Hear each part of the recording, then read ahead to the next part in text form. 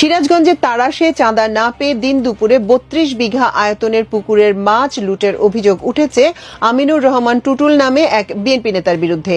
তিনি উপজেলা বিএনপির সদ্য বিলুপ্ত কমিটির সাধারণ সম্পাদক। এ ঘটনায় আব্দুস সালাম নামের এক ব্যক্তি গত ১৮ জুলাই তাড়াশ থানা ও ২৩ জুলাই জেলা প্রশাসক বরাবর লিখিত অভিযোগ দিয়েছে। অভিযোগকারী আব্দুস সালাম সিরাজগঞ্জ পৌর শহরের বাহিরগোলা এলাকার মৃত আমজাদ হোসেনের ছেলে। তিনি পেশায় মাছ ব্যবসায়ী। লিখিত অভিযোগ ও স্থানীয় সূত্রে জানা যায়, নিমগাজী সমাজভিত্তিক মৎস্য চাষ প্রকল্পের আওতাধীন উপজেলার মাধাইনগর সংঘইপাড়া গ্রামে ৩২ বিঘা সংঘই দিঘি পুকুর সুফলভোগীদের কাছ থেকে সাব লিজ নেন আব্দুস সালাম। এর মেয়াদ ছিল ২০২৭ সাল পর্যন্ত।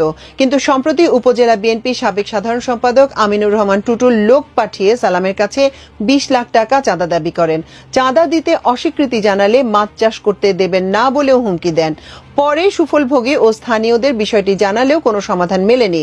এরপর গত বৃহস্পতিবার ভোর ৫টার দিকে পূর্ব পরিকল্পিত বেআইনিভাবে দলবদ্ধ হয়ে পুকুরে জাল ফেলে মাছ লুট করে নিয়ে যান চাঁদা দাবি করা ব্যক্তিরা। এতে পুকুরের পাহারাদার আব্দুল খালেক ও স্থানীয় শহীদুল ইসলাম বাধা দিলে তাদেরকে মারপিট, গুম ও খুনের হুমকি দেওয়া হয়। পরে জাতীয় জরুরি সেবা ৯৯৯ অভিযোগ করলে পুলিশ কোনো ব্যবস্থা নেয়নি।